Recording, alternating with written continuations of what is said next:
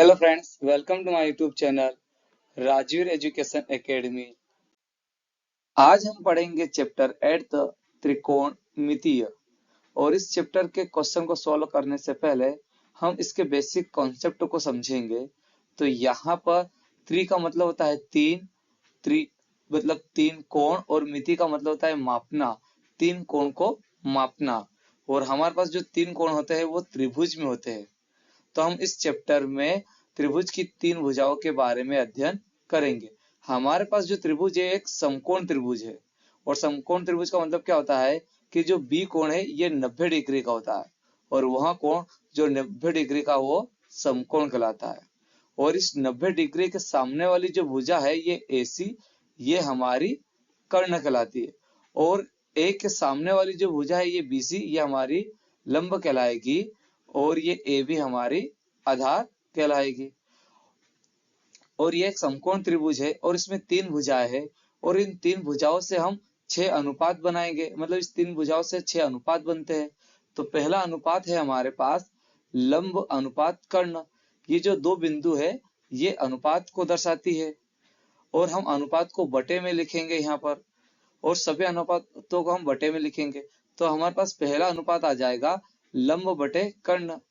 त्रिभुज में हमारे पास जो लंब है ये BC है और कर्ण हमारा AC है।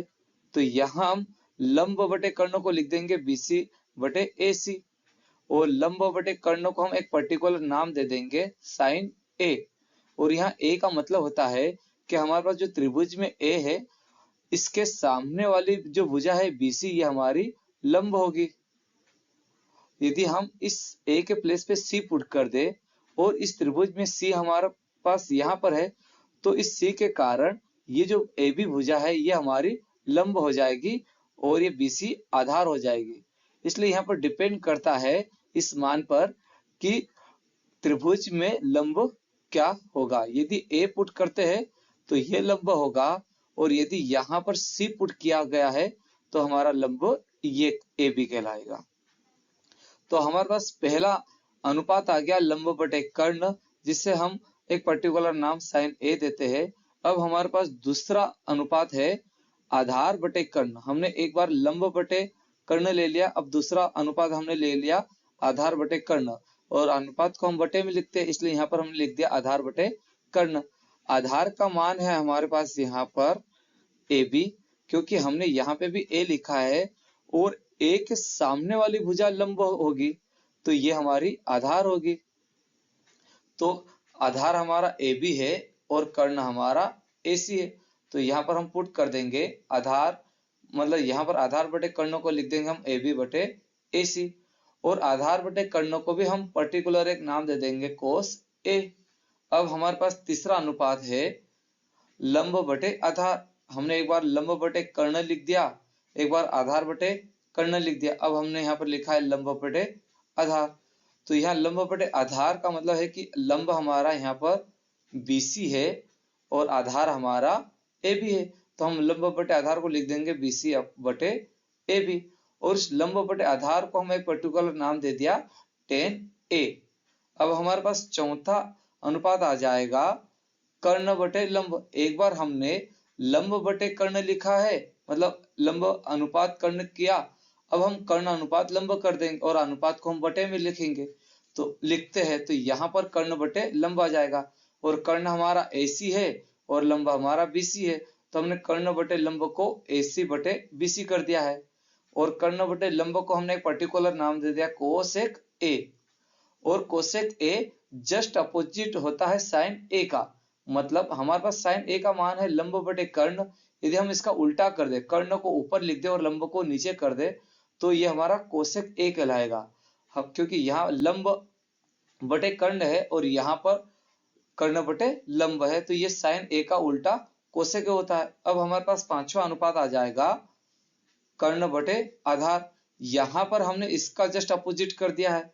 आधार हमारे पास ऊपर था और कर्ण नीचे था, तो हमने यहाँ पर कर्ण ऊपर कर दिया और आधार नीचे कर दिया। और कर्ण हमारे पास त्रिभुज में AC है, तो यहाँ AC कर दिया है। और आधार हमारा AB है, तो यहाँ पर AB कर दिया। तो कर्ण बटे आधार आ गया हमारे पास AC बटे AB।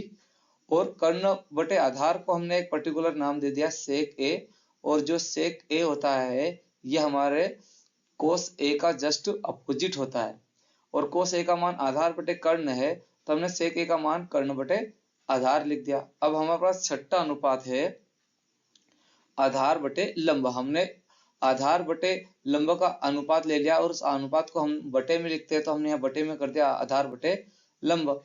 आधार का मान है हमारे पास यहाँ पर ए बी और लंब का मान है त्रिभुज में बी सी, तो हमने यहाँ पर आधार बटे लंब को ए बी बटे बी सी लिख दिया है, और आधार बटे लंब को हमने पर्टिकुलर नाम दे दिया कोट ए, और कोट ए जस्ट अपोजिट होता है टेन ए का।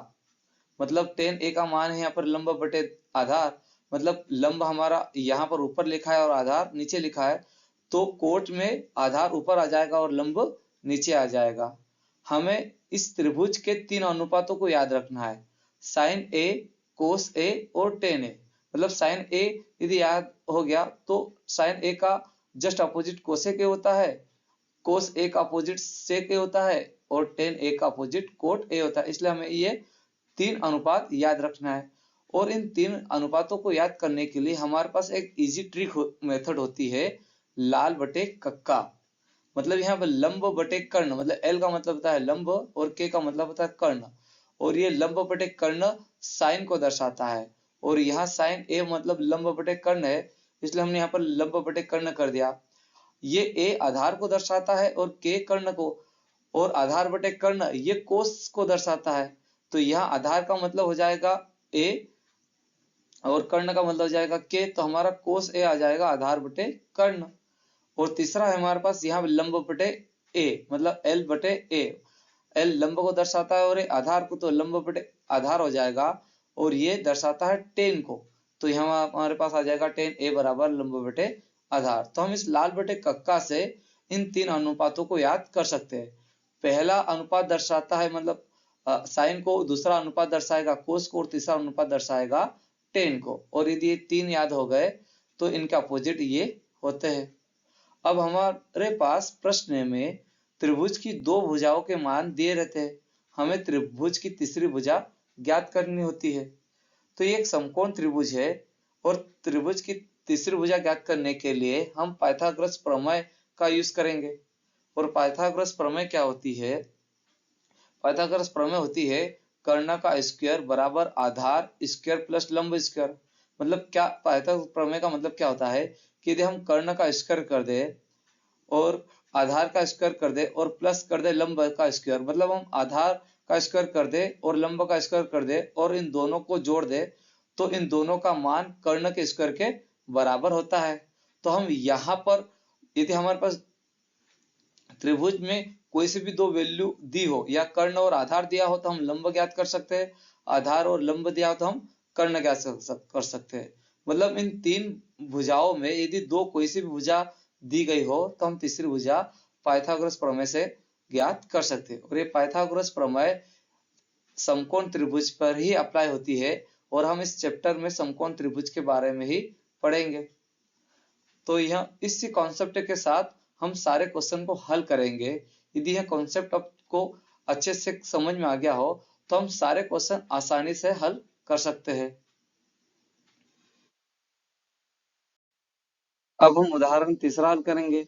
तो हमारे पास प्रश्न है समकोण एसीबी लीजिए। ये जो सिंबल होता है ये समकोण त्रिभुज को दर्शाता है।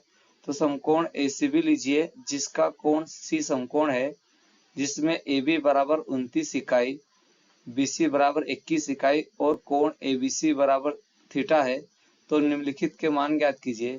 हमारे पास पहला प्रश्न है cos square theta plus sine square theta, इसे हल करना है। और दूसरे प्रश्न में cos square theta minus sine square theta, इसे भी हल करना है। तो आइए हम इसे हल करते हैं। तो हमारे पास प्रश्न में दिया है समकोण एसीबी, तो यहाँ हम लिख देंगे दिया है समकोण एसीबी जिसका कोण सी समकोण है। हमारे पास एक समकोण त्रिभुज है जिसमें ये जो सी है ये समकोण है, और समकोण का मतलब होता है कि 90 डिग्री का होता है, और 90 डिग्री के सामने वाली जो भुजा होती है वो हमारी कर्ण कहलाती है। तो ए बी हमारी यहाँ पर कर्ण हो जाएगी। और प्रश्न में दिया है कोण ए बी सी बराबर थीटा, ये जो बी लेटर है ये हमारा थीटा कोण है। तो हमने यहाँ पर थीटा कोण ले लिया और थीटा के सामने वाली जो भुजा होती है AC, ये हमारी लंब होती है। इस कोण के सामने वाली जो भुजा है वो हमारी लंब होगी। तो AB हमारी कर्ण हो गई, AC हमारी लंब हो गई, तो BC हमारी आधार हो जाएगी। और प्रश्न में दिया है कि AB बराबर 29 इकाई। यहाँ AB हमारे जो कर्ण है उसका मान दिया है 29 इकाई, तो हम लिख देंगे AB बराबर 29 इकाई। और यहाँ इकाई का मतलब होता है कि हमारी जो भी दूरी होती है उसके एक यूनिट होती है, सेंटीमीटर, मिलीमीटर, किलोमीटर।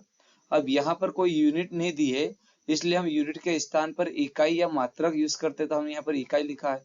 तो AB बराबर 29 इकाई है और BC का मान है प्रश्न में BC बराबर 21 इकाई और BC हमारा आधार है, तो हमारे पास आधार है BC बराबर 21 इकाई।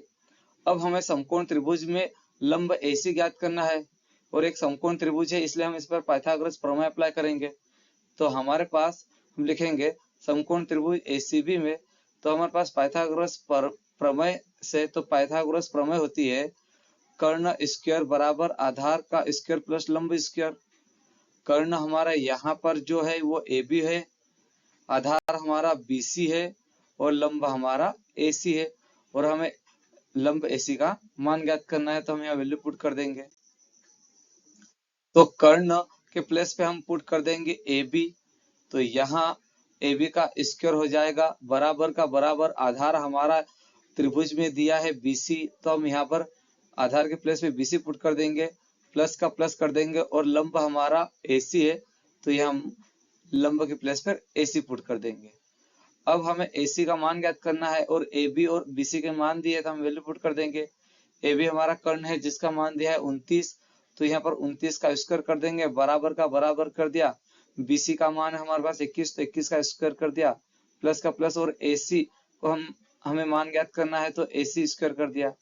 अब हमारे पास 29 का स्क्वायर है, तो हम 29 का स्क्वायर करेंगे तो हमारे पास 841 आ जाएगा। 29 का स्क्वायर 841 होता है और यहाँ स्क्वायर का मतलब है कि 29 का गुणा हम 29 में करेंगे तो 841 आएगा, बराबर का बराबर कर दिया। 21 का स्क्वायर हमारा 441 होता है, प्लस का प्लस कर दिया और यहाँ AC स्क्वायर का AC स्क्वायर कर दिया। अब हमें AC स्क्वायर का मान ज्ञात करना है, इसलिए 441 का 75 करेंगे और 441 प्लस का है बराबर के इधर आएगा तो माइनस में आ जाएगा, तो हमारे पास AC स्क्वायर आ जाएगा बराबर 841 और ये 441 प्लस का था, पक्षांतर किया तो माइनस का 441 हो गया। और यहाँ पर हमने क्रम भी चेंज कर दिया, यहाँ पर हमने 441 का पक्षांतर किया है पर यहाँ पर क्रम चेंज कर दिया, ये इसलिए AC स्क्वायर इधर आ गया। अब यहाँ पर हम 841 में से माइनस कर देंगे 441, तो हमारे पास आ जाएगा 400, तो AC स्क्वायर बराबर हो जाएगा 400। अब यहाँ हमें AC का मान ज्ञात करना और AC स्क्वायर में है, तो हम AC के ऊपर से स्क्वायर हटाएंगे तो बराबर के इधर जो संख्या होती है ये कर्णी में चली जाती है, तो 400 हमारा कर्णी में चला जाएगा, तो AC बराबर आ जाएगा कर्णी में 400 और ये स्क्वायर रूट होता है। अब हम इस 400 को